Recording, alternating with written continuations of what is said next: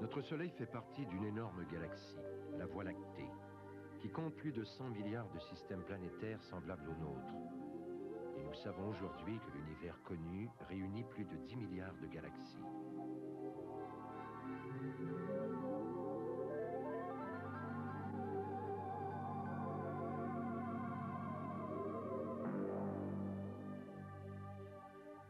Ces notions astronomiques sont devenues usuelles, mais depuis un temps relativement récent.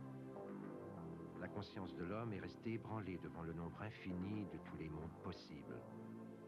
Nous nous croyions le centre de l'univers il n'y a pas si longtemps.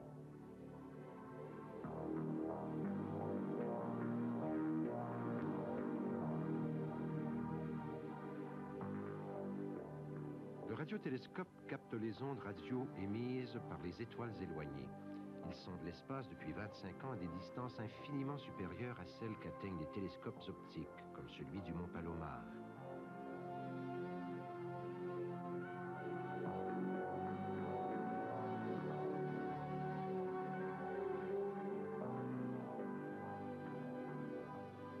L'atmosphère qui entoure la Terre retient une grande partie des ondes radio des corps célestes. C'est pourquoi les satellites et les laboratoires spatiaux emportent les instruments électroniques et les scientifiques au-delà de ces couches turbulentes.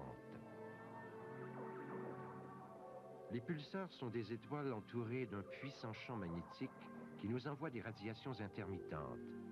Découvertes il y a quelques années à peine, elles restent mystérieuses.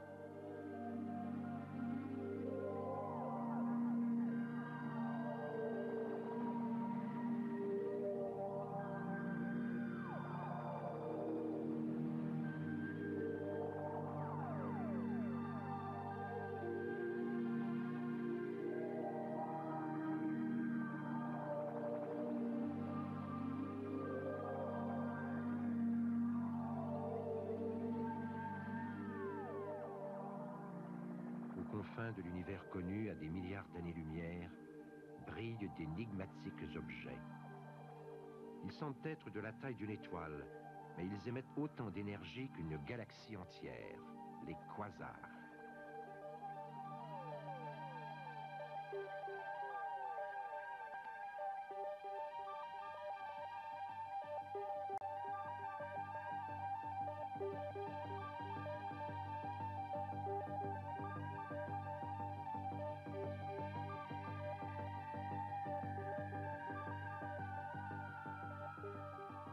En 1973, dans les journaux, un fait divers scientifique. L'Institut radio de Gorky, en Russie, a enregistré un signal inhabituel en provenance de l'espace. Selon les astrophysiciens Shklovsky et Kardashev, les signaux sont d'origine artificielle. Ils proviennent non pas d'une étoile lointaine, mais d'un point à l'intérieur de notre système solaire. Ils émaneraient d'une sonde extraterrestre qui aurait été spécialement programmée pour transmettre un message. À l'orée du XXe siècle aux États-Unis, des foules sidérées observent d'étranges vaisseaux aériens dans le ciel. 50 ans plus tard, le 24 juin 1947, Kenneth Arnold voit de son avion personnel 9 objets plats et brillants qui traversent le ciel à une vitesse foudroyante, 2700 km/h. Ils ressemblent, dit-il, à des soucoupes ricochant sur l'eau. Le phénomène entre dans sa phase moderne. L'énigme des soucoupes volantes est née.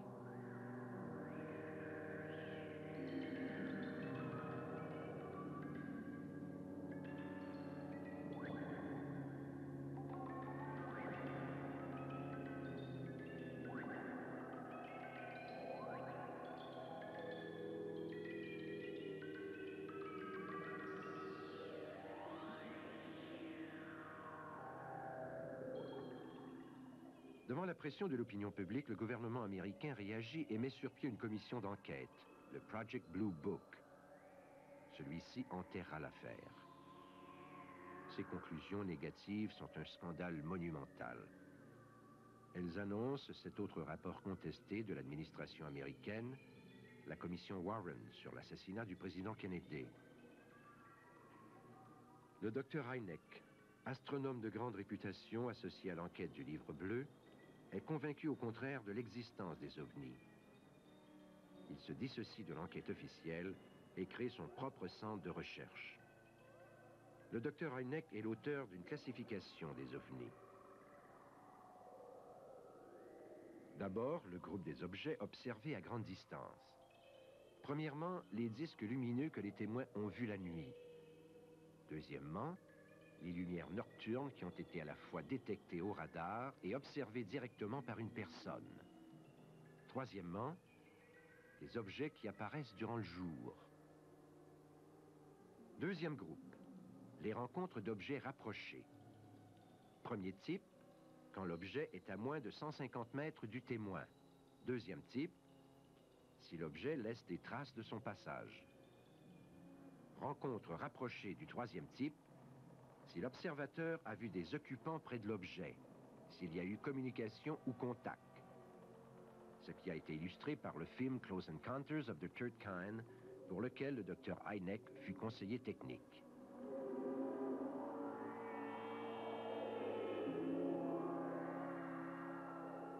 Attachons-nous d'abord aux observations lointaines. La méthode du docteur Hynek accorde la préférence aux rapports qui émanent de plusieurs sources.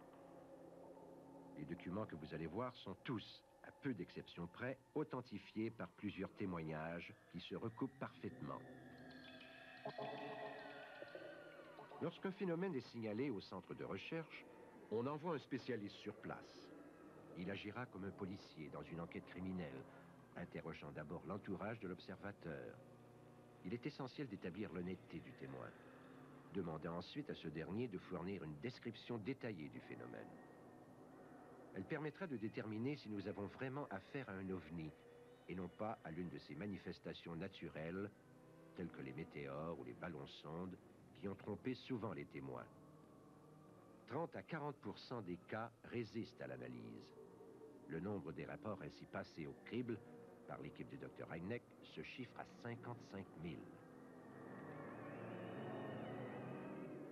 Confiés à l'ordinateur, les données de l'enquête feront apparaître la structure du phénomène.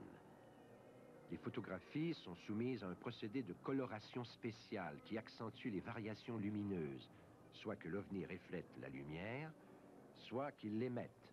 Enfin, toute analyse qui permette d'authentifier les documents. Voici une première photo, l'une des plus sûres dont nous disposions. Il est 19h30 à McMinnville, Oregon. Le ciel est couvert. Madame Trent travaille dans l'enclos de la ferme quand elle voit dans le ciel cet objet étrange qui se dirige lentement vers l'ouest.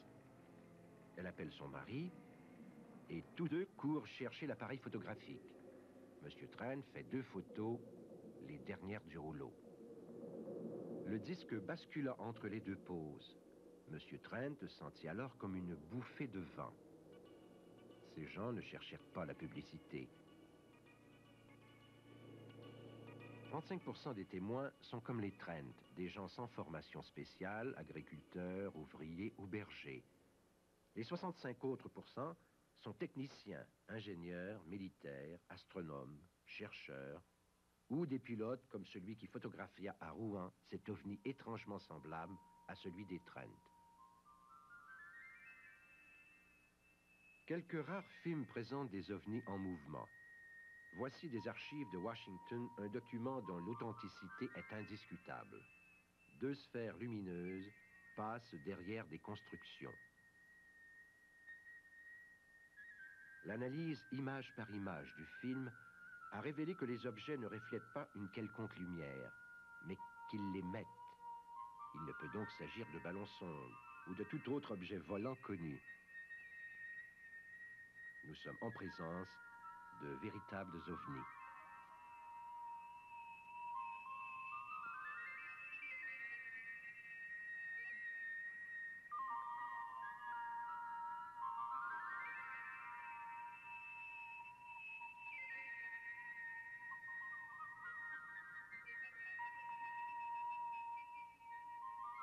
La même année, à l'aéroport de Boston, plusieurs contrôleurs du trafic aérien observaient à la jumelle les transformations bizarres d'un ovale lumineux. En voici la reconstitution. L'objet se divise en deux, puis se livre à un élégant ballet aérien, alors que ce soir-là, les vents soufflent violemment.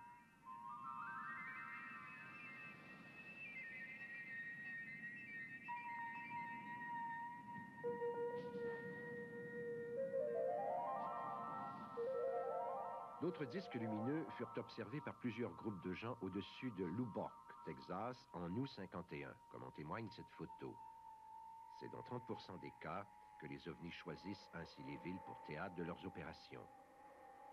S'agit-il d'une escadrille d'ovnis ou de lumière d'un immense engin triangulaire? Le 2 juillet 1952, un photographe officiel de l'armée américaine filma dans l'Utah des sphères blanches en formation. La barre verticale fut imprimée sur le film par les officiels américains pour faciliter l'analyse des angles de vol des objets. Ce document provient des dossiers du Livre bleu, qui lui ajouta ses prises de mouettes pour suggérer que les images montraient simplement ces oiseaux reflétant le soleil. Mais les trajectoires des mouettes sont désordonnées et la lumière sur leurs plumes brille par intermittence. Quelle correspondance peut-il y avoir là avec les évolutions des objets du film que nous revoyons au ralenti? Le témoin, lui, un technicien habitué à observer le ciel, est sûr qu'il ne ressemblait à rien de tout ce qu'il avait pu voir au cours de sa carrière de photographe aérien.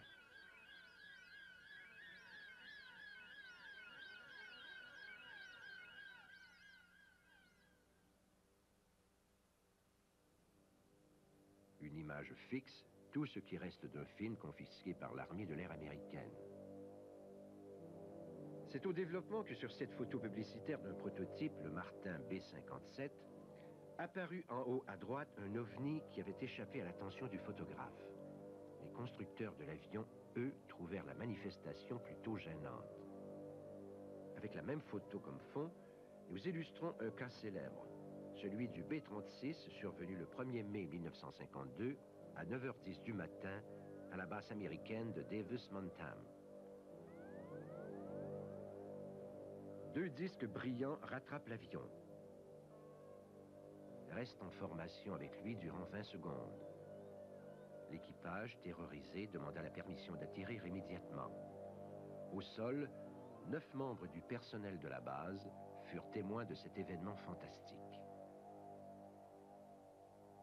Car que veut dire un manège de ce genre? Que venaient faire ces ovnis près de l'avion?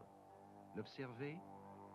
Ou ne s'agit-il pas plutôt de se manifester à nous, de nous habituer, suivant de mystérieuses tactiques, à une certaine présence?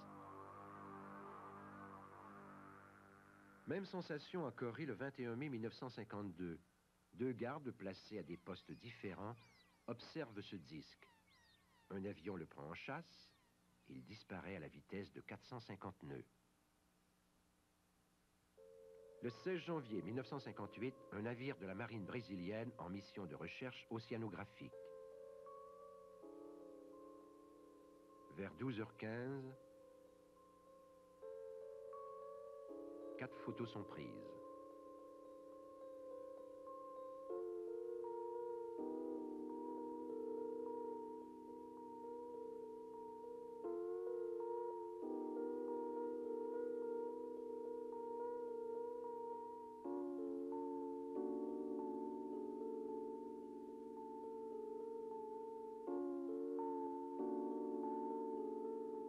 « 48 témoins observèrent le phénomène. Parmi eux, des météorologues, des géophysiciens et autres scientifiques civils et militaires. L'OVNI avait nettement un aspect métallique. Une vapeur phosphorescente verdâtre l'entourait. Il se déplaçait selon un mouvement ondulatoire. Sa forme curieuse, une sphère entourée d'un anneau comme la planète Saturne, a été souvent observée en d'autres parties du monde. 30 personnes observèrent ce disque. Il fut également détecté au radar.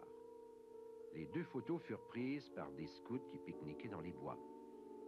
L'ordinateur analyse la réflexion de la lumière sur la surface de l'objet.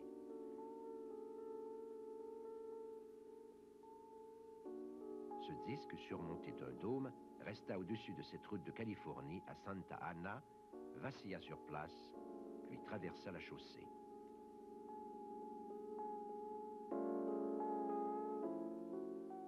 Il s'éloigna en laissant un anneau de fumée bleuâtre.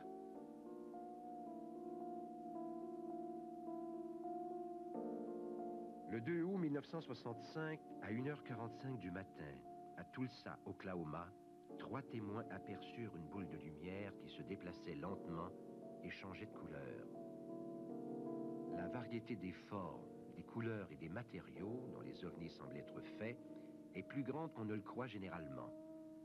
Une constatation déroutante pour qui en serait resté à l'image classique d'une soucoupe volante. Cette masse lumineuse pulsait en changeant de couleur comme nous l'avons illustré. La photo fut prise par l'un des 5 témoins, le shérif Arthur Strauch. L'engin disparut ensuite à grande vitesse. Philip Klass, qui est un opposant féroce du phénomène OVNI, s'est efforcé de prouver que Strauch et ses amis mentaient. Au bout d'une enquête minutieuse, il dut reconnaître que leur histoire était criante de vérité. Mais sa conclusion est une échappatoire. Il ne s'agirait pas d'un engin spatial, mais d'un plasma, phénomène atmosphérique électrique mal connu. Philip Klass oublie que les plasmas sont trop instables pour être retenus dans la plupart des cas.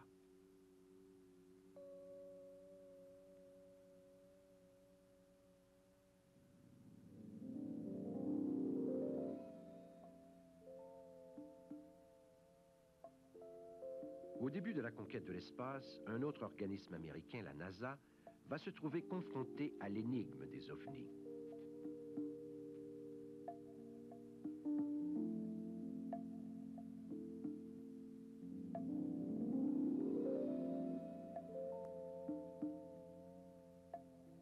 Comme l'Air Force, la NASA va réagir avec scepticisme. Rappelons-nous cependant que toutes les grandes découvertes ont toujours été reçues avec un sourire narquois. Pensons à Galilée qui affirmait à ses contemporains ébahis que la Terre tournait. Les autorités réagirent violemment et le menacèrent du bûcher.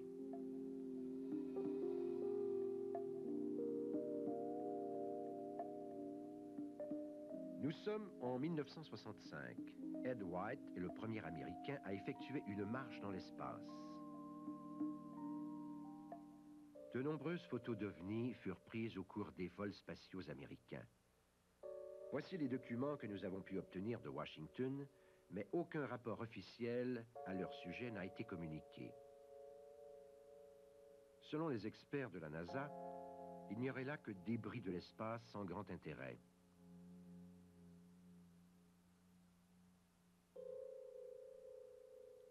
Certaines formes, cependant, sont pour le moins suggestives.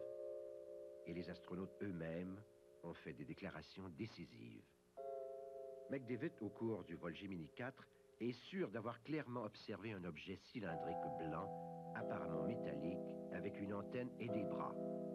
Hélas, aucune photo n'en a été publiée. Une vingtaine d'autres astronautes ont produit des rapports d'observation d'OVNI. Des pressions furent exercées par la NASA sur eux pour les empêcher de parler. Voici un document canadien dont l'authenticité ne peut faire aucun doute. L'objet apparut subitement dans le ciel de la Saskatchewan en 1965. Une équipe de l'Office national du film en tournage put filmer cette extraordinaire apparition.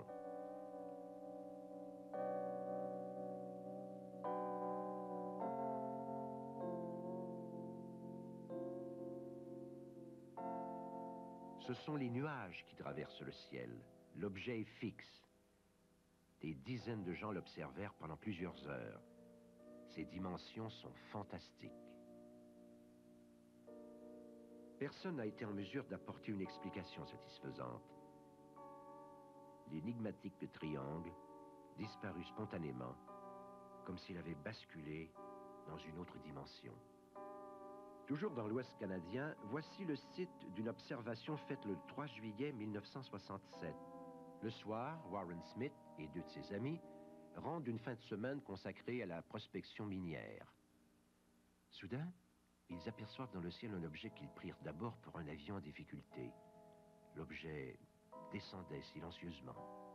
Smith fit 2 photos, dont voici la première. On y reconnaît aisément la forme traditionnelle qui a donné naissance à l'expression soucoupe volante. L'objet semble être constitué de 2 gigantesques assiettes métalliques soudées l'une à l'autre par les contours. Après la première photo, l'objet avait disparu derrière les arbres. Il ressurgit soudain en mouvement vertical. Smith prit alors en vitesse un 2e cliché. Entre les 2 prises, quelques secondes à peine s'écoulèrent. L'étude comparée du déplacement des nuages confirma cette affirmation, qui par ailleurs écarte toute possibilité d'une manipulation quelconque d'un objet truqué dont la taille aurait dû être importante. Les passagers d'un autobus observèrent cet objet qui traversa à grande vitesse le ciel du Colorado en 1969. Entre cette curieuse toupie métallique et la masse lumineuse que voici, il y a une grande différence. On ne peut a priori éliminer la possibilité d'une explication naturelle dans le 2e cas. 5, 4, 3, 2, 1, 0. All engine running. Liftoff. We have a liftoff. 32 minutes past the hour. Mais quelle origine pouvons-nous attribuer à tous ces autres objets visiblement manufacturés qui viennent perturber notre environnement, qui ébranlent les fondements de notre civilisation? D'où viennent-ils?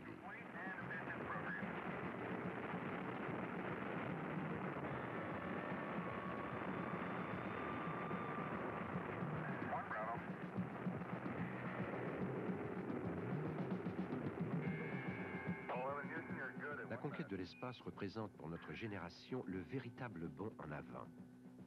Pour la première fois, les hommes ont rompu le cordon ombilical qui nous retenait à la Terre. Ils ont marché sur la Lune et envoyé leurs satellites explorer les planètes. Ce n'est qu'un début. L'homme explorera un jour les planètes des étoiles lointaines.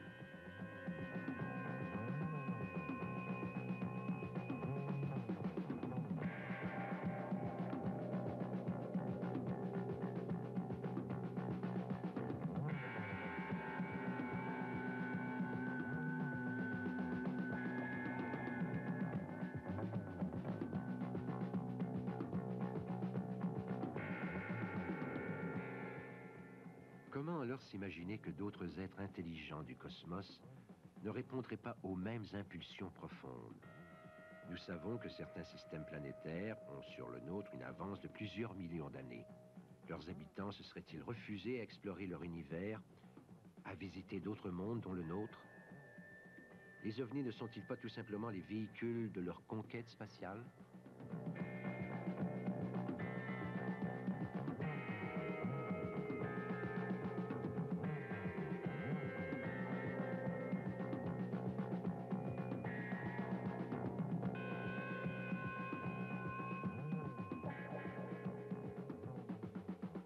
Si nous faisons maintenant l'hypothèse fantastique qu'il y a eu une population sur la Lune et que le LEM de la fusée Apollo ait été aperçu dans le ciel, voici le genre de photos qu'on aurait pu obtenir.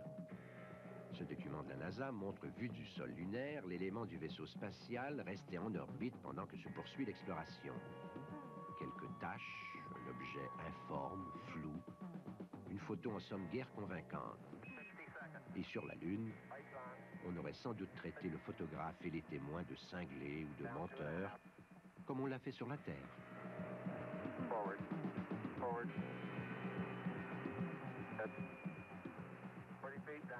La suite de l'aventure a bien sûr donné raison aux observateurs, car nous allons maintenant nous poser avec les astronautes.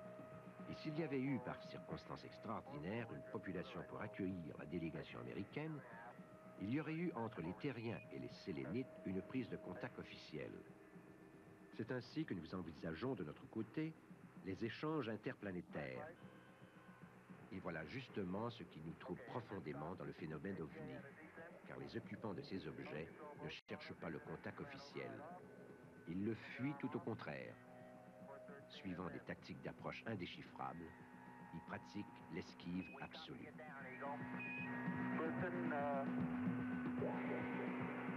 Tranquility Base here. The Eagle has landed.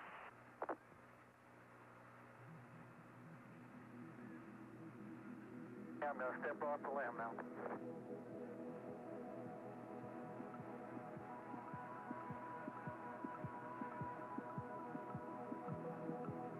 That's one small step for man, one giant leap for mankind.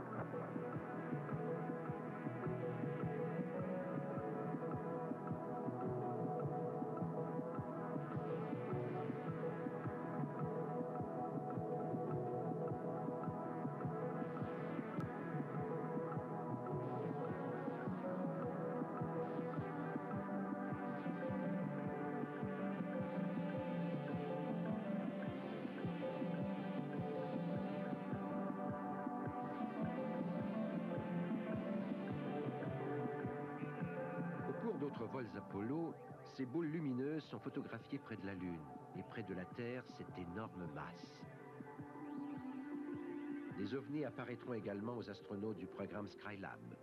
Ici, un objet rond, extrêmement brillant et tournant sur lui-même. Là, on distingue une forme qui suggère nettement un véhicule et des lumières.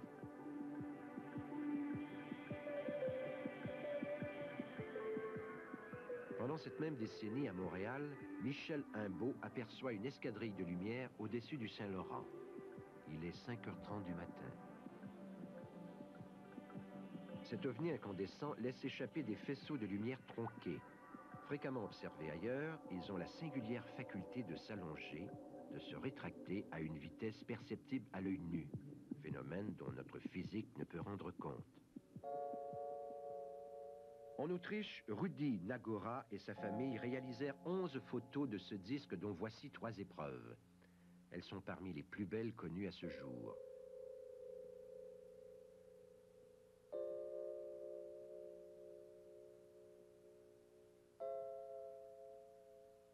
L'OVNI semble être constitué d'un métal sombre qui reflète la lumière diversement selon ses changements de position.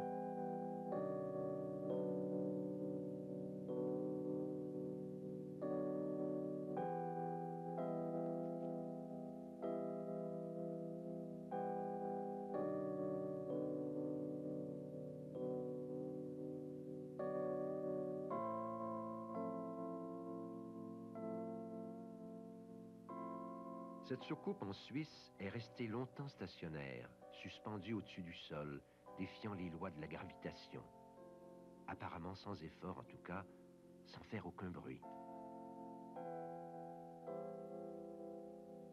Une lumière nocturne a imprimé une trajectoire flamboyante sur la pellicule de Stanley Troche le 10 novembre 1975, près de Kansas City, à 10h45. Le même soir, à la même heure, un géophysicien notait avec surprise sur ses instruments une perturbation géomagnétique inhabituelle. Les ovnis ont d'ailleurs fréquemment affecté le champ magnétique terrestre. Ils ont affolé les boussoles.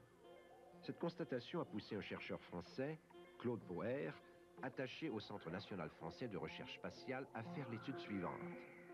Claude Poher choisit une année riche en phénomènes ovnis, 1954. Il compara la fréquence des perturbations magnétiques à celle des apparitions d'ovnis. Le graphique qu'il a obtenu fait ressortir une étroite concordance des deux phénomènes, notamment en octobre 54.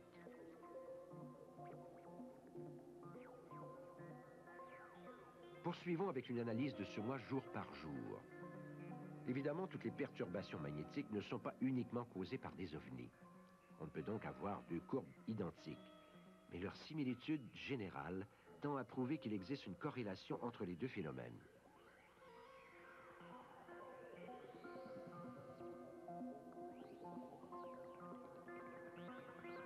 En cette même année 1954, un autre chercheur, Aimé Michel, mathématicien, a une idée simple et géniale.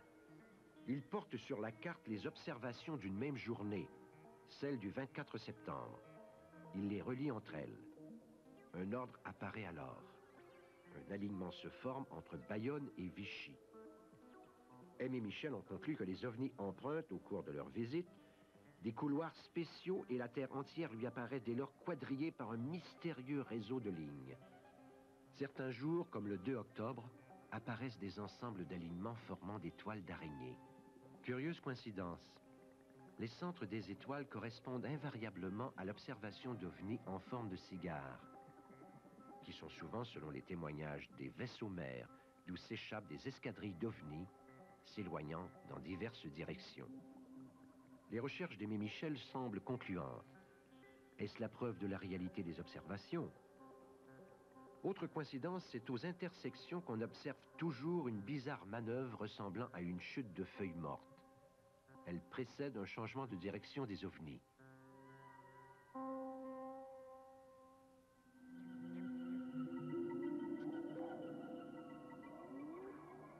De son côté, l'informaticien Jacques Vallée démontre avec l'aide d'un ordinateur que les alignements de 3, 4 et même 5 points pourraient être dus au hasard. Mais le hasard ne peut pas rendre compte des alignements de 6 points comme celui de Bayonne-Vichy.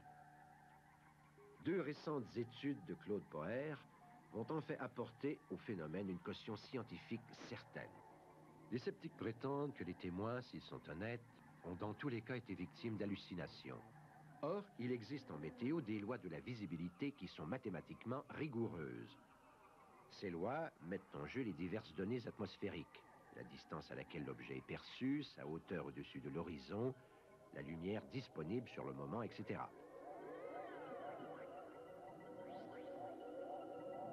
Poher a fourni à l'ordinateur des centaines d'informations météorologiques, des centaines de témoignages. Résultat, la concordance des deux courbes produites est trop parfaite pour être due au hasard. Il faut bien que des témoins aient dit vrai si leurs témoignages obéissent si rigoureusement aux lois de la visibilité. Oui, les ovnis existent. Peut-on alors les expliquer, comme l'ont prétendu l'Air Force et la majorité des scientifiques, par des phénomènes connus? Poher a basé sa deuxième recherche sur les durées d'observation.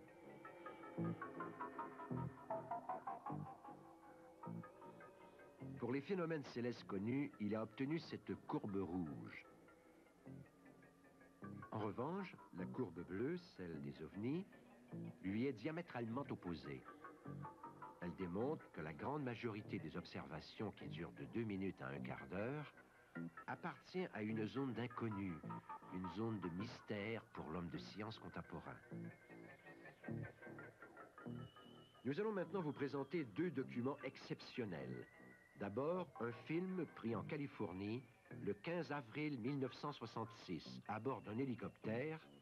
Le témoin, un caméraman qui par hasard filmait des scènes côtières.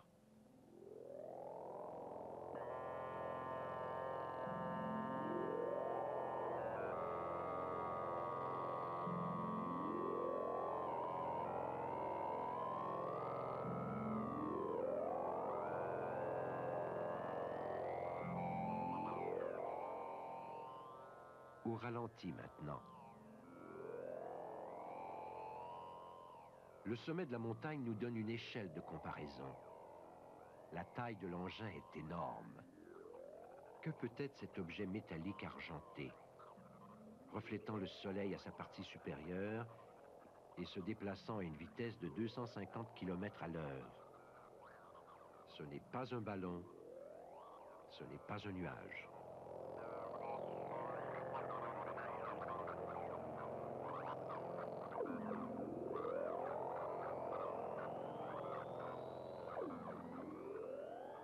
Une voiture était l'objet d'un film publicitaire vidéo en 1977.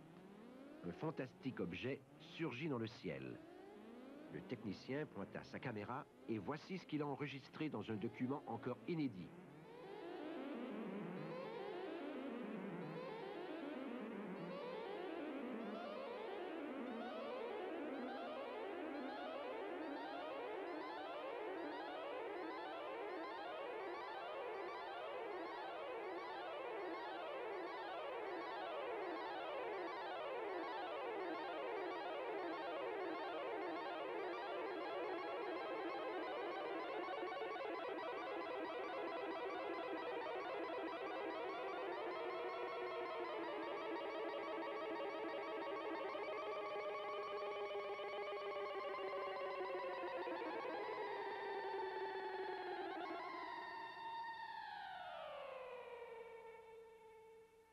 Nous allons le revoir au ralenti. Il s'agit d'un film vidéo converti en 16 mm, d'où certains parasites magnétoscopiques. L'engin qui file à une vitesse folle semble parfois presque disparaître et ne laisse qu'un sillage sur le film.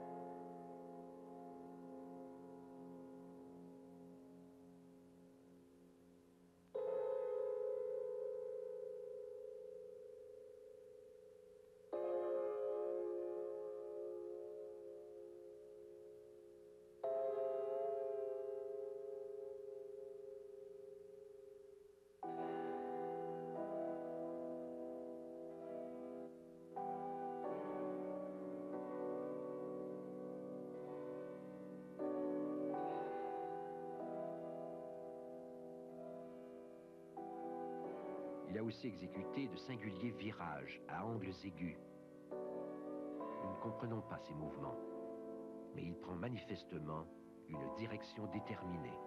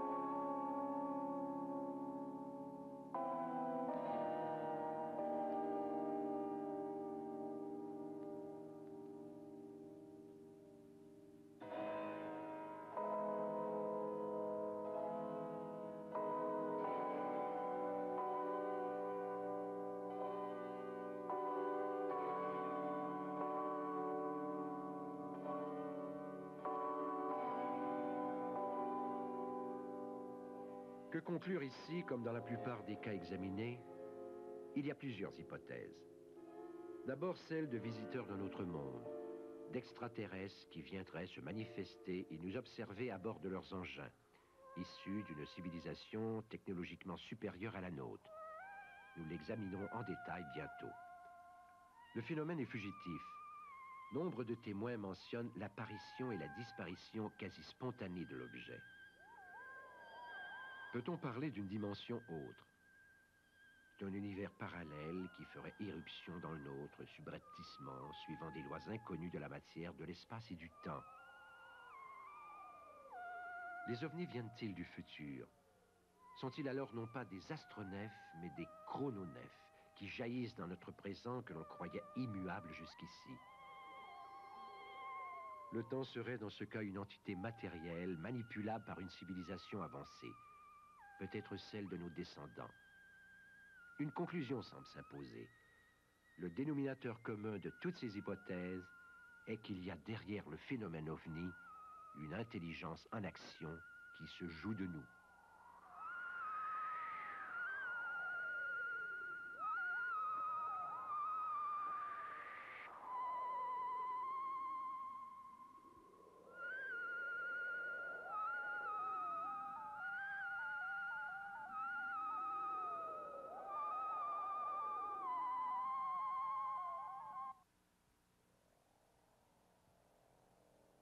Rencontre rapprochée du second type.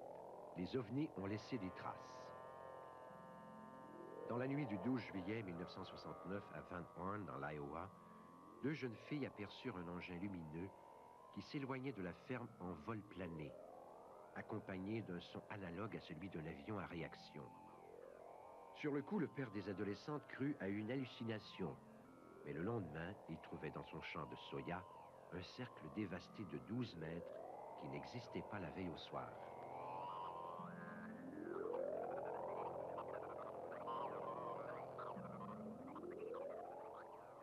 Voici les remarques du docteur Hynek, qui a personnellement enquêté sur ce cas. Sur chaque plan, les feuilles pendaient, flétries, comme si elles avaient subi une chaleur intense. Mais les tiges n'étaient pas brisées, et le sol ne portait pas de marque, comme si la chaleur était venue d'en haut, sans qu'il y ait eu contact direct entre l'objet et les plantes.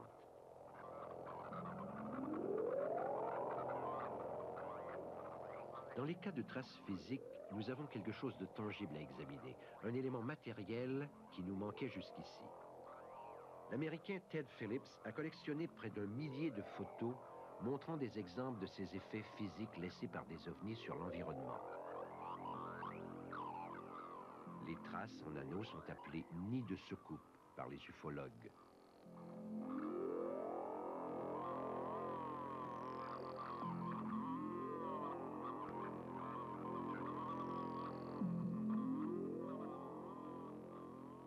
Mardi 2 novembre 1971, le soir, à Delphos, dans le Kansas. Cette photo Polaroid, qui s'est oxydée depuis, fixe un anneau lumineux laissé par un engin multicolore, observé par 3 témoins. Le lendemain, une journaliste et le shérif sont sur les lieux. Une deuxième photo est prise. Le sol de l'anneau est desséché, alors que l'espace tout autour et au centre est très boueux à la suite de pluies récentes. L'écorce des arbres aux alentours est légèrement décolorée. Une branche brisée par le passage de l'OVNI pend encore. Elle est cassante comme si elle était morte depuis longtemps. Et le bois est vert sous l'écorce. En décembre 1971, un mois plus tard, la neige fond, transformant les terres en marécages. L'anneau est toujours sec, souligné par la neige non fondue. Les graines refusent d'y pousser, mais l'herbe est florissante dans la terre prélevée autour de l'anneau. Enfin, le microscope électronique fait apparaître des cristaux en forme de glaçons, avec une structure cristalline produisant une diffraction non encore cataloguée.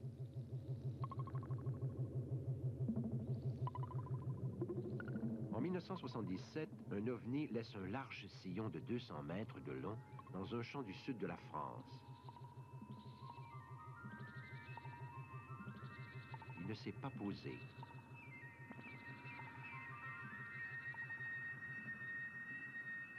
Il a survolé les foins, de même que les blés d'une terre voisine.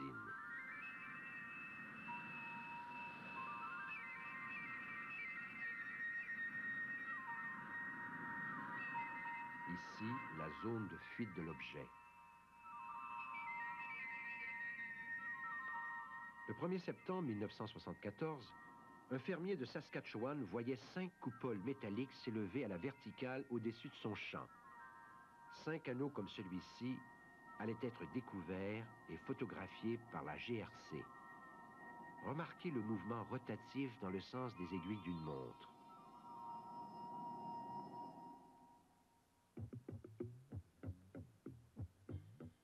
Le 2 novembre 1957, une nuit mémorable pour l'agent Fowler de la police de Cleveland, Texas.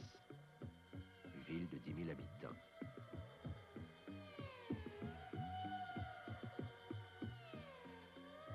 « 23 heures.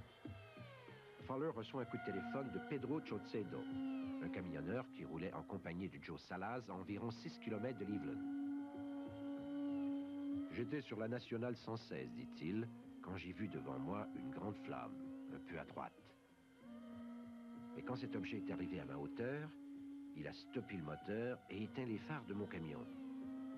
Alors je descends et je regarde, mais c'était si rapide et si chaud que je me jette au sol. Il avait aussi des couleurs jaune, blanc. Il ressemblait à une torpille longue d'environ 60 mètres, faisant de 1000 à 1300 km/h. Saucedo était dans un état d'agitation extrême. L'agent Fowler crut avoir affaire à un ivrogne et ne se dérangea pas. Comme l'OVNI s'éloignait, les phares se sont rallumés d'eux-mêmes et Saucedo n'eut alors aucun mal à faire démarrer son camion. 1 heure plus tard, nouvel appel téléphonique. Un second témoin, M. Willard, s'est trouvé nez à nez avec un objet ovoïde, brillamment éclairé, long d'environ 60 mètres, posé en plein milieu de la route. Minuit 5, à 15 km de Cleveland. Bloqué lui aussi, un troisième témoin, M. Wright, descend et regarde sous le capot. C'est alors seulement qu'il voit un objet oblong, reposant sur le ventre au milieu de la route, est entouré d'une lueur bleu-vert, longueur 40 mètres. Il semble être en aluminium. Effrayé, Wright remonte en voiture et il y reste assis, résigné, jusqu'à ce que l'objet s'élève presque à la verticale et disparaisse en une fraction de seconde. Minuit 15. Un quatrième témoin, José Alvarez, raconte à Fowler qu'il vient de tomber sur l'objet posé au milieu de la route. Mêmes effets physiques sur sa voiture.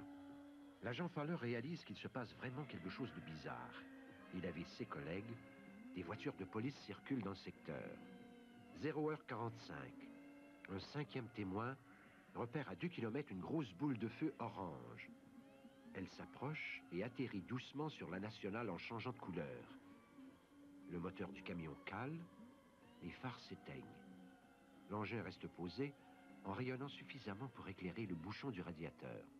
Puis l'objet revient à sa couleur initiale et décolle.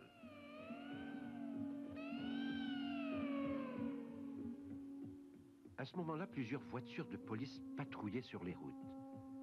À bord de l'une d'elles, le shérif Clem et son adjoint aperçoivent soudain une lumière ovale.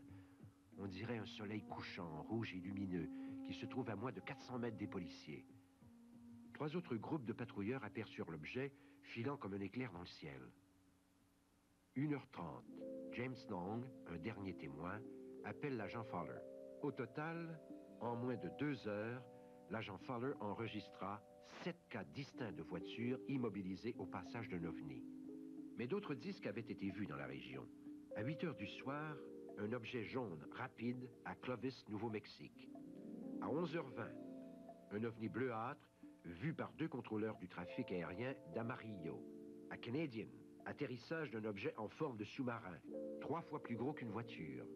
Midland, un objet entouré d'une lumière bleue. Enfin, le lendemain, à Abilene, 3 cas d'atterrissage, ainsi que 2 autres au Nouveau-Mexique. Coïncidence? Hystérie collective? Non. Il faut reconnaître les faits.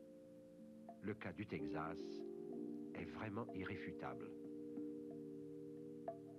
Certains ovnis ont laissé derrière eux des matières blanchâtres, fragiles, appelées cheveux d'ange, qui se volatilisent en quelques secondes et dont voici une rare photo. Stephen Michalak, un prospecteur de la région de Winnipeg, s'approcha d'un engin au sol.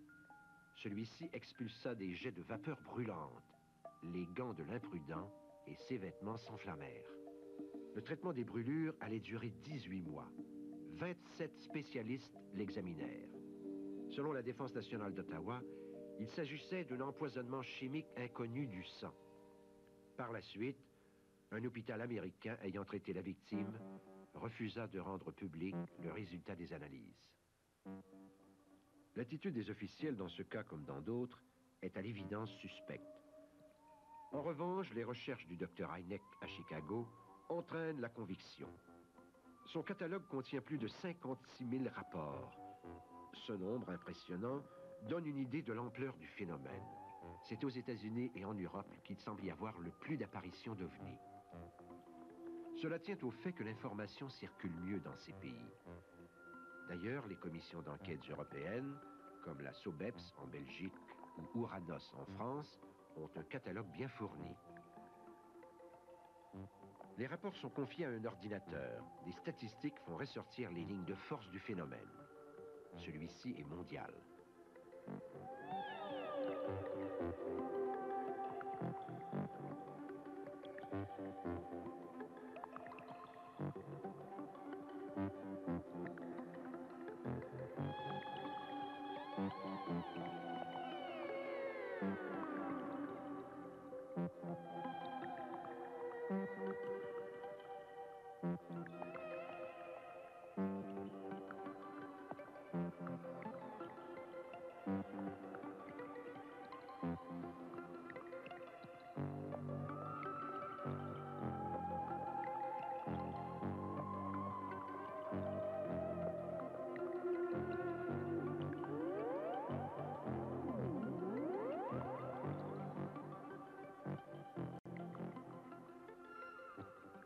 Voyons la méthode de travail du centre américain de Hynek.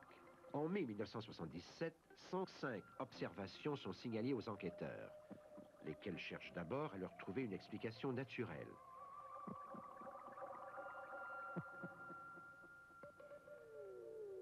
« 12 cas défiant notre compréhension seront alors inscrits au catalogue.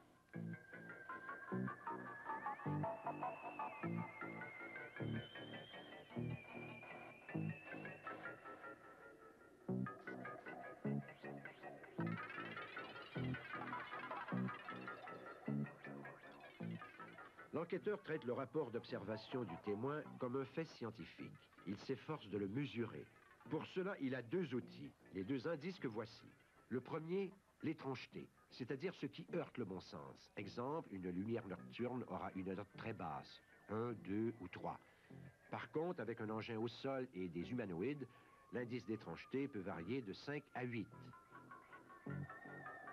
Deuxièmement, la probabilité, une évaluation parfois délicate. On doit être prudent avec un témoin qui a la réputation de ne pas dessouler entre deux brosses.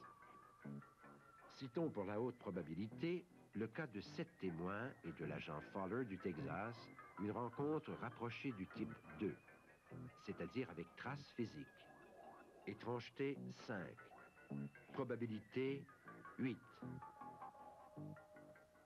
Ce cas est alors classé dans une grille permettant d'affirmer qu'il y a réellement observation d'OVNI.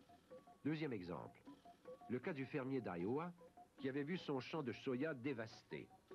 Là encore, une rencontre rapprochée de type 2. Étrangeté 4, probabilité 9. Ce système d'évaluation permet de filtrer les informations pour ne retenir que les cas les plus probants. Les critères de classement sont très sévères. Les cas de grande étrangeté, relativement rares.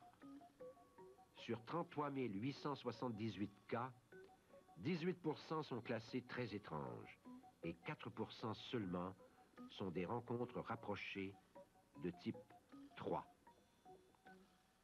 Par comparaison, le Project Blue Book ne s'est pratiquement pas intéressé à ce type 3, pourtant de loin le plus captivant.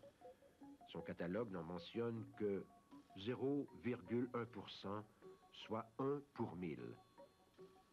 Ces dernières années ont été marquées par un accroissement des cas de grande étrangeté. Les témoins sont aujourd'hui moins réticents. La peur d'être ridiculisé a diminué. En outre, les rencontres approchées sont traumatisantes et le témoin a souvent besoin de faire partager son expérience. Le 1er juillet 1965, en France, un ovni a laissé une trace dans un champ de lavande. Mais cette fois-ci, la rencontre était de troisième type. Maurice Maas s'était confronté avec 2 êtres de petite taille, environ 1 mètre. Leur tête était volumineuse. L'un d'eux dirigea un tube métallique vers le témoin qui fut paralysé. Peu après, les humanoïdes remontèrent dans l'appareil qui décolla avec un bruit sourd et disparut dans un éclair. Le sol était dur comme du ciment et autour des traces, la lavande ne repoussa plus pendant 10 ans, bien que le cultivateur l'ait replantée soigneusement tous les printemps. À Saint-Mathias, au Québec, le 6 octobre 1973, un couple fit une observation similaire dont les traces visibles purent être observées. L'herbe était roussie en 2 endroits et reliée par des empreintes de va-et-vient.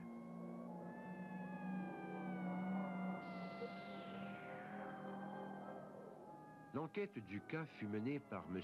Guido Auville, d'UFO Québec, qui fit ces photos. Vers 11h35, les 2 témoins avaient aperçu dans leur champ un objet qu'ils prirent pour une tente, une sorte de dôme de 25 mètres de diamètre, couleur jaune brillant. Un second objet cubique en sortit. Rapidement, des petits êtres qui semblaient très affairés firent des va-et-vient de l'un à l'autre. Sur le moment, les témoins les prirent pour des scouts et ne s'en soucièrent pas davantage. C'est une voisine qui, elle, vit l'engin s'élever et disparaître dans le ciel. Elle en conclut que les scouts n'étaient pas d'ici. D'où ces êtres, ces humanoïdes, pourraient-ils venir? En novembre 1974, un message codé fut envoyé en direction d'un amas de 300 000 étoiles qui se trouve en bordure de la Voie lactée. Ce message est émis d'Arecibo à Porto Rico, où une vallée entière a été transformée en un gigantesque réflecteur d'ondes radio. Il entre dans le cadre d'un programme conjoint américano-soviétique, le SETI, communication avec les intelligences extraterrestres. La NASA confia au professeur Carl Sagan le soin de rédiger un message aux extraterrestres. Déposée à bord de Pioneer 10, la plaque donne des informations sur les niveaux de notre civilisation. En plus de l'image d'un couple de terriens, le dessin indique la position de notre système dans la Voie lactée. Ce message parviendra-t-il à des extraterrestres? C'est seulement dans 10 milliards d'années que Pioneer atteindra les constellations du Taureau et d'Orion.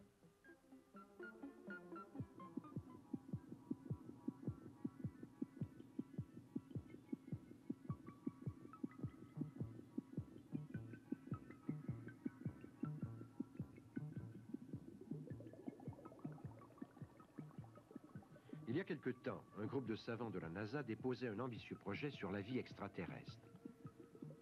D'autres projets actuellement à l'étude à la NASA prévoient l'installation de radiotélescopes sur la Lune. L'absence d'atmosphère autour de notre satellite naturel ferait faire un pas de géant à toute la recherche astronomique. Notre oreille est à l'écoute de l'univers. Nous voici bientôt aux portes du cosmos.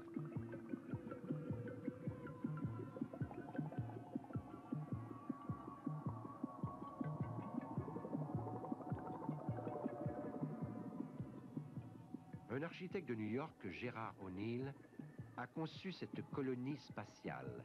Elle sera réalisée avant la fin du siècle. Elle loge 10 000 personnes qui mangent, travaillent et vivent à l'intérieur d'une grande roue au diamètre de plus d'1,50 km. L'environnement terrestre y est reconstitué. La roue fait un tour sur elle-même pendant 1 minute. Cette rotation crée une pesanteur artificielle.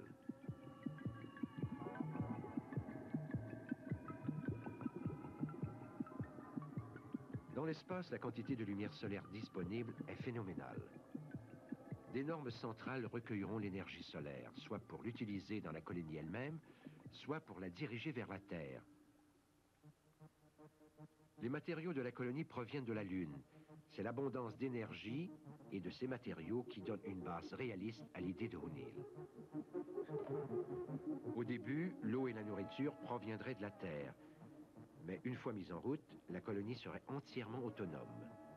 L'agriculture serait planifiée de telle sorte que les récoltes nourrissent les 10 000 colons en s'étageant sur une surface à peine supérieure à 40 hectares.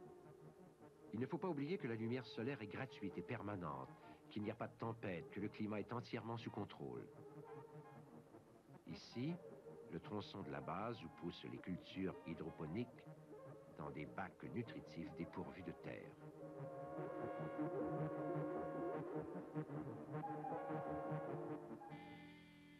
Nos vaisseaux spatiaux du futur prendront-ils cette apparence?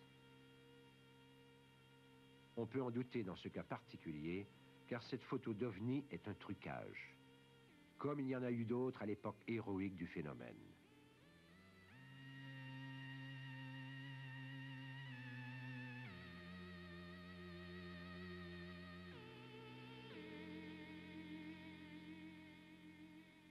Les journalistes se sont beaucoup amusés à jeter le discrédit sur les observations. Ici, une exposition prolongée de la Lune, jointe à un mouvement de l'appareil photo, a tracé une fausse trajectoire de lumière nocturne. Là, un trucage par surimpression et par des lampadaires en famille nombreuse.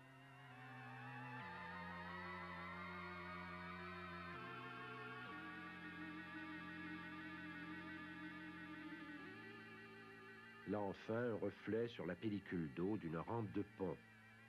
L'image renversée nous montre que les ovnis étaient des boulons.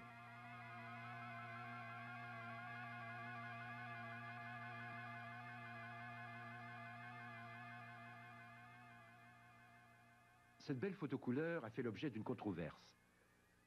Il pourrait s'agir d'un nuage lenticulaire, phénomène atmosphérique naturel, qui a trompé d'autres témoins. De même que les aurores boréales, dont les mouvements et les couleurs peuvent être très violents. Nous pouvons comprendre ces phénomènes célestes depuis quelques années. L'une des théories postule que des trous, des blessures à la surface du Soleil, laissent échapper un vent solaire constitué de particules électrisées. Celles-ci, subissant une ionisation, deviennent lumineuses au contact de notre atmosphère et du champ magnétique terrestre.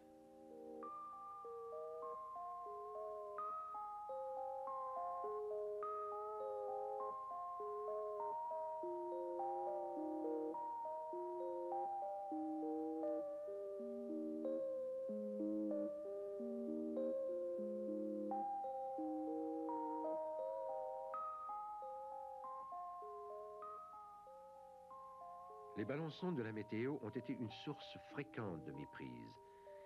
Les instruments de mesure y sont attachés et le ballon se désintègre normalement au bout de quelques heures. Parfois pourtant, il vagabondera dans l'espace, réfléchissant le soir la lumière du couchant et donnant ainsi l'image d'un rutilant ovni aux témoins ébahis.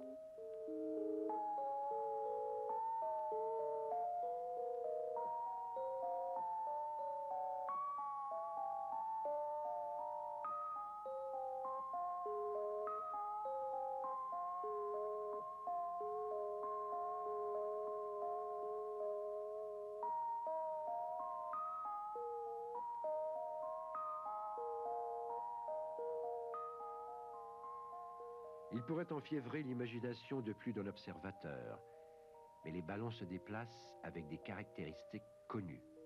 Ils suivent les vents dominants. Dans un cas douteux, l'ufologue peut toujours vérifier auprès de la météo les dates et les heures de lancement de ballons et la direction du vent. Voyez comment ce ballon cactus se laisse porter par la brise et n'effectue aucune des manœuvres observées chez les ovnis. Mais que diriez-vous si un soir surgissait de l'obscurité cet objet singulier filmé par la NASA? Vous feriez peut-être un rapport à un ufologue. Mais vous pourriez sans doute aussi lire dans les journaux du matin qu'un élément d'une fusée porteuse a fait sa rentrée dans l'atmosphère. Ou encore que vous avez vu cette nuit-là le retour de la capsule d'Apollo 13 ricochant sur l'atmosphère et fonçant vers le plancher des vaches.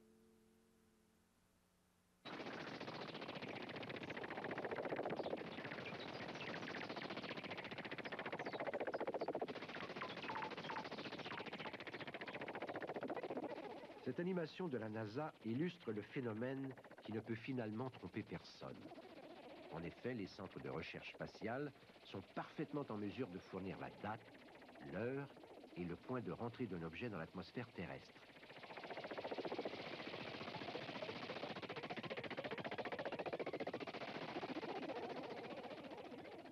Non, ce n'est pas un ovni, mais la désintégration d'un élément de fusée.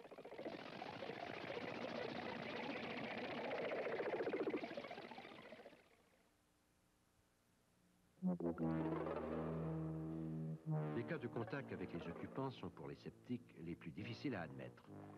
Cependant, ces observations recèlent sans aucun doute la clé de l'énigme.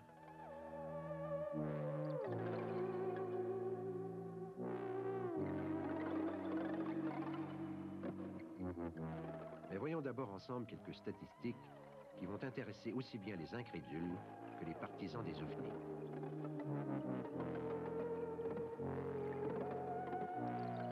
Ce qui est frappant dans tous les résultats obtenus, c'est que le phénomène ovni se présente partout de par le monde avec très exactement les mêmes caractéristiques, ce qu'on appelle en langage de statisticiens les invariants.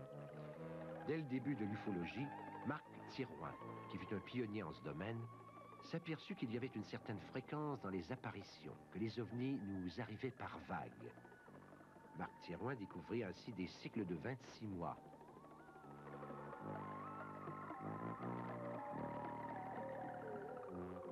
Plus tard, Jacques Vallée démontra qu'il y avait également des super vagues de 5 ans. Le docteur Hynek nous offre cette étude de la durée des diverses observations. Notez que la majorité s'étend sur une période moyenne de 5 à 14 minutes. Ceci veut dire que les témoins ont eu largement le temps de détailler ce qu'ils ont vu.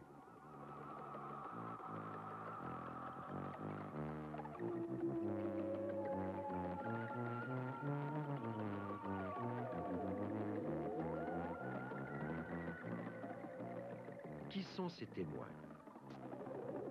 Près des 2/3 des témoins n'étaient pas seuls. Un résultat qui n'aide pas la thèse de l'hallucination. On le remarque, la majorité des observations les plus étranges émanent de gens instruits, ayant une formation technique et professionnelle. Les farceurs et les malades mentaux sont très rares. Les zones de densité de la population et la répartition géographique des points d'atterrissage sont inversement proportionnelles. Ceci va directement à l'encontre des lois de l'hallucination collective qui se produit dans les zones à forte densité de population. Si tant est que l'hallucination collective, si elle existe, ait jamais pu prouver quoi que ce soit.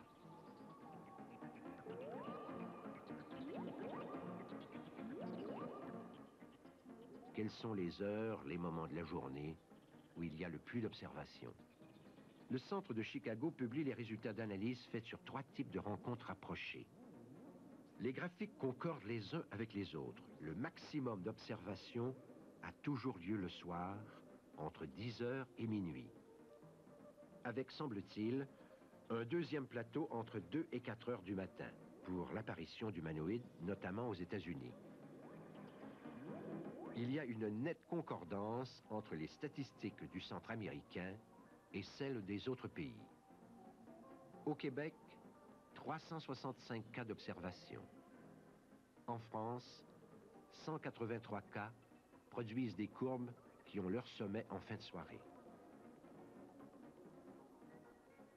Une dernière étude établit une comparaison entre chacun des 2 hémisphères du globe. Résultat, c'est en juillet qu'il y a le maximum d'observations. Toutes ces concordances démontrent que le phénomène n'est ni irrationnel, ni aléatoire, qu'il est consistant, et cela à l'échelle planétaire. Les ovnis sont capables de bizarres performances dont notre technologie serait incapable. Virages brusques à angles aigus, descentes en feuilles mortes, vol stationnaire suivi d'accélérations foudroyantes, et en général des manœuvres silencieuses qui défient les lois de l'inertie. Cependant, sur la Terre, nos ingénieurs ont fait quelques essais timides pour fabriquer nos propres soucoupes volantes. Vers les années 50, les gouvernements américains et canadiens, dans un programme conjoint, produisirent cet engin qui s'éleva à 20 mètres en l'air dans un vacarme épouvantable et n'alla jamais plus haut.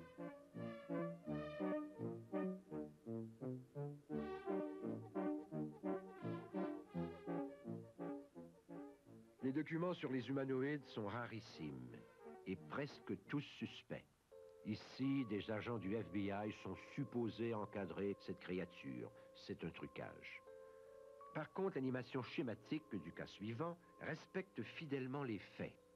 Le 26 juin 1959, un missionnaire, le père Gill, une infirmière, un instituteur et la population de Boainai, un village de Nouvelle-Guinée, observent un extraordinaire phénomène. Le père Gill prit des notes dont voici des extraits. 18h55, quelque chose bouge au sommet. Un homme. Maintenant, 3 hommes s'agitent, lumineux, s'affairent sur le pont. Engin parti. 19h. Des hommes. 1. Puis à nouveau 2. 19h04. Engin parti de nouveau. 19h10. Des hommes apparaissent, ainsi qu'un faisceau bleu. Les hommes partis. Projecteur est toujours là. 19h20. Projecteur éteint. Homme parti. L'OVNI traverse un nuage. 20h28. Ciel éclairé au-dessus. Gros nuage au-dessus de Dagora. J'ai vu l'OVNI en haut et appelé les gens de la station.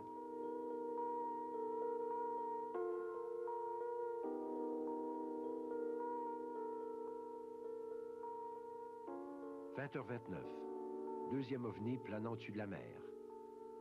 20h35. Un autre au-dessus du village de Vadobuna. 20h50. Nouvelle formation de nuages, gros ovnis stationnaires. D'autres vont et viennent dans les nuages.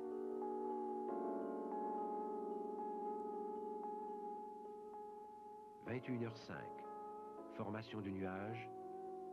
Les numéros 2, 3, 4, partis. 22h. Toujours stationnaire. Cette visite qui dura presque 24 heures ressemble singulièrement à une exhibition. Tout se passe comme si les extraterrestres, avec ce genre de mise en scène, disons, avec ce cinéma, voulaient nous inciter à réfléchir. Mais l'observation du père Gill n'était pas finie. Le lendemain soir, la chose est descendue très bas. L'engin, toujours lumineux, était net, plus rapproché. Il y avait ces silhouettes sur le pont. Enfin, c'est ainsi que j'appelle le sommet. L'instituteur m'a dit, je me demande s'il va atterrir sur le terrain de jeu. J'ai répondu, pourquoi pas. Eric, qui était toujours avec moi, et un autre garçon ont agité les bras. Et les silhouettes, en réponse, ont elles aussi agité leurs bras. Avec l'aventure de Betty et Barney Hill, il y a eu contact. Et nous verrons qu'une sensationnelle découverte astronomique va nous permettre de suivre ces extraterrestres à la trace jusque dans leurs étoiles d'origine. Le 19 septembre 1961, Betty et Barney Hill roulaient tard dans la nuit sur une route déserte du New Hampshire. Soudain, ils voient un étrange appareil dans le ciel. Le même soir, un radar local détecte lui aussi l'OVNI. Il atterrit au bord de la route. Barney l'observe à la jumelle. Il voit des êtres et l'un d'eux le regarde fixement. Betty et lui perçoivent un son bizarre. Puis, tout se brouille dans leur esprit. Plus tard, inexplicablement, ils roulent vers Portsmouth. Rentrés chez eux, ils constatent que le voyage a duré 2 heures de plus que prévu, mais n'ont aucun souvenir de leur aventure. Ils commencent à éprouver des troubles physiques et psychiques, lesquels persistent pendant plusieurs mois.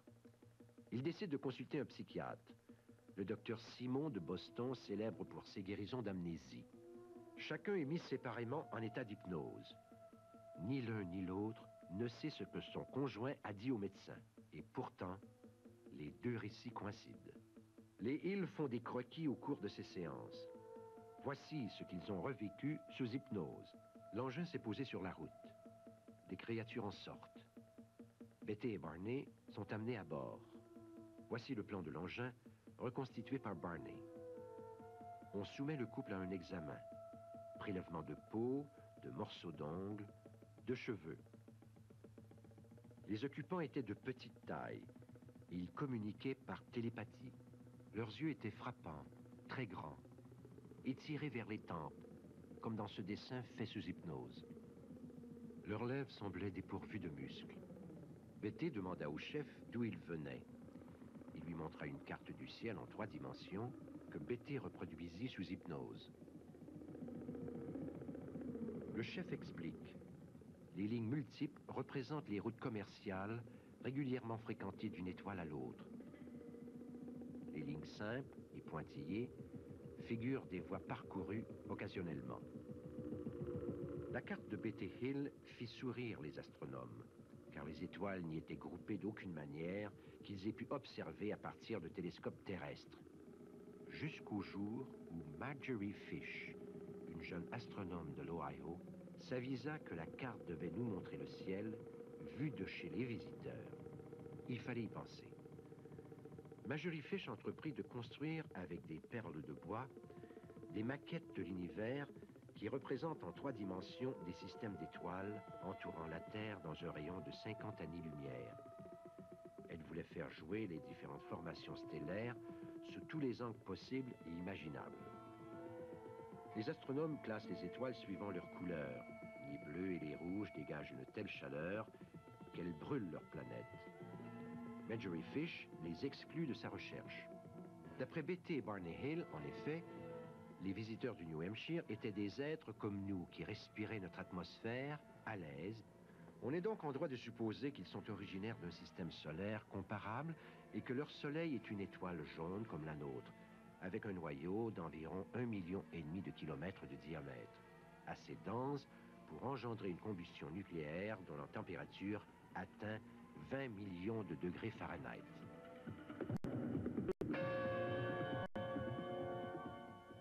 Marjorie Fish sélectionne ainsi 4 soleils de l'univers et en 5 ans, elle parvient à construire 15 maquettes. Un jour, elle tombe sur un groupe de 12 étoiles particulièrement intéressantes. Observées depuis l'une d'elles, et depuis celle-là seulement, 12 soleils forment une structure semblable au dessin de Betty Hill. Marjorie Fish se garde de sauter aux conclusions. La ressemblance est encore lointaine. En 1969, un nouveau catalogue d'étoiles paraît, le catalogue Gliese, qui depuis fait autorité en astronomie. La maquette est modifiée en conséquence. Or, Marjorie Fish constate que tous les changements de position entraînés par les nouvelles données font coïncider son modèle avec la carte originale de Betty. Il est donc possible de localiser le système solaire d'où étaient originaires ses visiteurs. Nous savons d'où ils venaient. Une étoile appelée Zeta 1, jumelle d'un autre soleil, Zeta 2, situé à 25 années-lumière de la Terre. Toutes deux figurées par les 2 billes jaunes accolées à droite de l'image. Les autres astres posés sous hypnose par la main ignorante de Betty sont devenus identifiables. C'est 12 ans après l'aventure des Hill que les recherches de Marjorie Fish débouchèrent sur cette découverte. À l'époque où Betty exécuta sa carte sous hypnose, même un astronome n'aurait pas pu représenter avec exactitude cette portion du ciel. Peut-on alors invoquer le hasard? Betty Hill aurait eu la main heureuse. Les statisticiens ont démontré que ses chances auraient été de 1 sur 10 000, une probabilité extrêmement faible. Clairvoyance, flair, don de seconde vue, voyage astral, autant d'explications invérifiables, alors que nous avons une convergence de faits et de données scientifiques impressionnantes. Une rencontre de 3e type, des témoins honnêtes et sains d'esprit, une pièce à conviction sous forme d'une carte céleste sophistiquée, une recherche astronomique délicate qui établit pour la première fois l'authenticité d'une information spatiale recueillie innocemment par des terriens contactés par une civilisation extraterrestre. C'est une preuve dont les retombées sur l'ensemble du phénomène OVNI sont considérables. Comment douter désormais de la réalité de tous ces êtres observés par des dizaines de contactés qui ont tenté sans art de nous faire partager la fantastique expérience qu'ils ont vécue?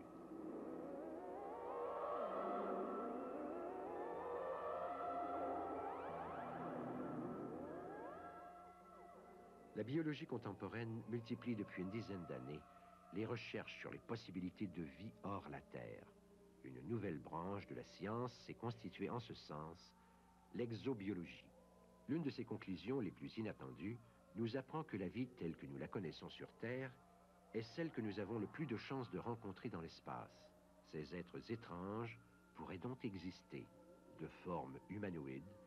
Ils ont, selon la majorité des témoignages, une taille assez inférieure ou supérieure à la nôtre, soit 1,20 m ou 3,50 m, comme l'indiquent ces 2 portraits robots établis par les chercheurs. Nous savons aujourd'hui que les conditions n'ont pas besoin d'être idéales pour que des organismes survivent et continuent de se reproduire. On en a trouvé qui prospéraient dans les systèmes de réfrigération des réacteurs atomiques, là où, logiquement, les radiations auraient dû détruire toute forme de vie. Dans les hôpitaux, on a vu certaines souches résister à des radiations mortelles, survivre aux ultraviolets utilisés dans la stérilisation. Les biologistes font se reproduire des organismes dans des solutions salées, acides ou alcalines, dans des sources d'eau bouillante, dans le gaz ammoniac, dans la glace, sous vide. Enfin, des formes de vie ont prospéré pendant des années sans oxygène. Dans cette perspective nouvelle, la vie pourrait même exister sur les autres planètes de notre propre système solaire.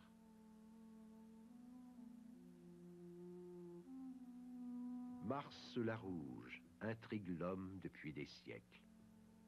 Schiaparelli crut découvrir de gigantesques canaux dessinés sur la surface de la planète. Et lorsque l'acteur américain Orson Welles décrivit sous forme de journal radiodiffusé en 1934 le débarquement des Martiens sur la Terre, tel que conçu par H.G. Wells dans La Guerre des mondes, des foules entières aux États-Unis se jetèrent sur les routes dans une panique totale, créant des dégâts considérables.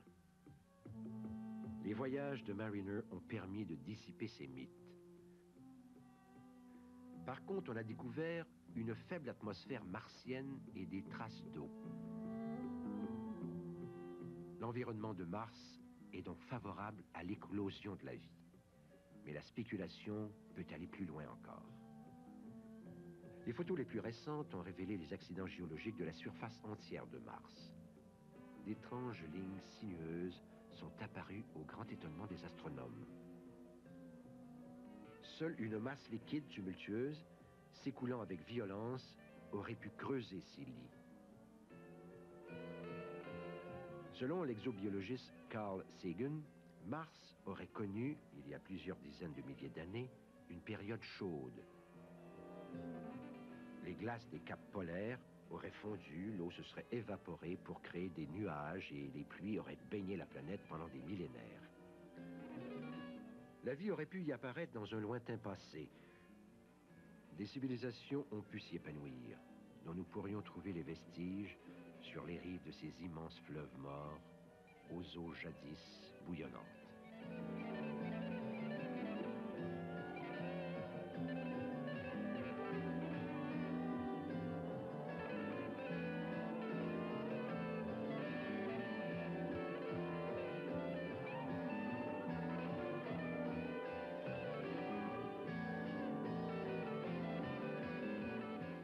Les exobiologistes imaginent d'étranges formes de végétation qui pourraient s'être adaptées aux terribles conditions climatiques actuelles de la planète.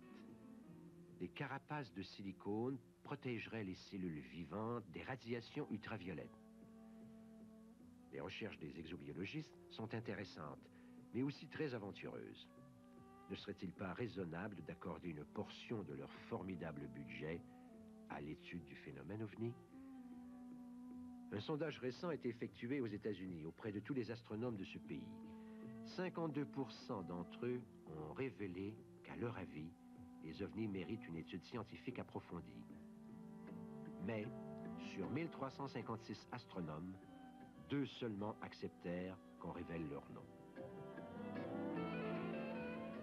Des plantes mobiles chercheraient les points où, en poussant leurs racines, elles pourraient aller puiser l'eau du permafrost, ce providentiel réservoir d'eau gelée dans les profondeurs du sol, analogue à celui de l'Arctique et qui permet la croissance de toutes sortes de mousses et de lichens dans le Grand Nord.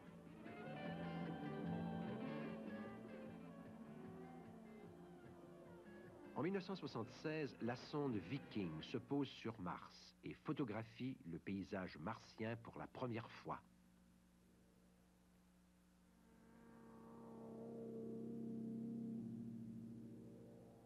Un laboratoire robot analyse le sol.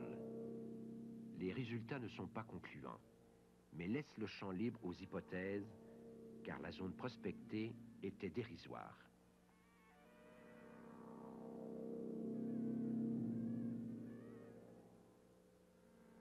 Pioneer 10 a atteint Jupiter en 1973 et il nous en a transmis ses photos.